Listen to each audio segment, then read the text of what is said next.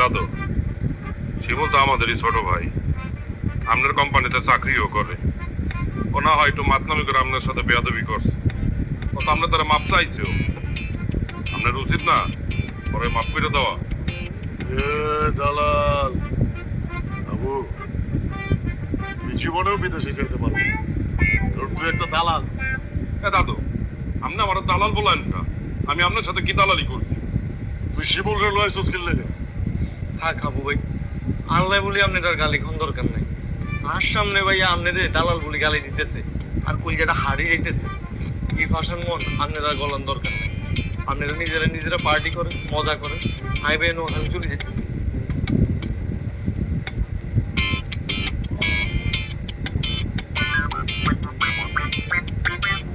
এই পাশা ভাই, আপনার মন ইচ্ছা ভাষণ কিনলে আই আপনার ছোট ভাই, আপনার কোম্পানিতে চাকরি করি, আই চলে যাইতেছি। আপনি ডাক দিবেন না, করবেন না? এরা শিমুল কোনায় যাস তুই বয়, আমগুলোকে পার্টি কর। আবু ভাই আমি নোয়াখালী চলে যাইতেছি। আচ্ছা, ওই তোরে আমগো পার্টিতে রাখা যাবো, কিন্তু দুইটা শর্ত আছে। আই আপনি সব শর্ত মানে এলেছি ভাইয়া। আগে হন কি শর্ত? প্রথম শর্ত হইতেছে আমার কাছে তোর মাপ চাইতে হইব, আর দ্বিতীয় শর্ত হইতেছে বন্ড সই করতে হইব, যাতে তুই মালকা বেয়াদবি না করস। আই আপনার বনসই করে দিতেছি। আর ভাইয়া আই তো আপনার কাছে আগেই মাপ চাই এলাইছি। নতুন করে মাপ চাইতে হইব আবুর সামনে আমার পাও ধইরা।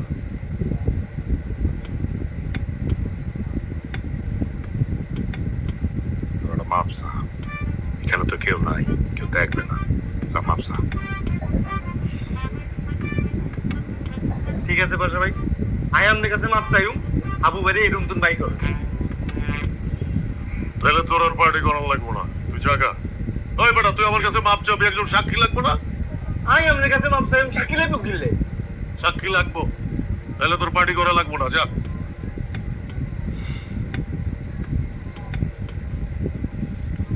পাশা ভাই আপনি আরো মাফ করে দেন। পাও ধরা মাপ চা। পাশা ভাই আপনি আরো মাফ করে দেন। ভালো করে পাও ধর। পাশা ভাই আপনি আরো মাফ করে দেন। পাশা ভাই আরো মাফ করে দেন। আরে ওই বেটা কি করতাছিস? ব্যথা লাগতাছে তো, ছাড় শিমুল। তোরে পার্টিতে রাখতাছি বেটা, রাখবো, ছাড়। হাবু ভাই আপনার দাদু একটা আস্তাই তো। আমি যদি ইগের কোম্পানিতে চাকরি না করতাম আমি ইগের ডিরেক্ট ফোন মারি দিতাম। এই, স্যার আমি তো আপনার কিছু বলি না, আমি হাবু ভাইরে বলছি। দাদু, আমি শিমুলের উপকার করতে আনলাম, ও আমার গালি দিল কা? গালি তোরে দেয় নাই বেটা, গালি আমারে দিছে। তাহলে তো ঠিকই আছে। এই, ওই বেটা দরজা লাগা।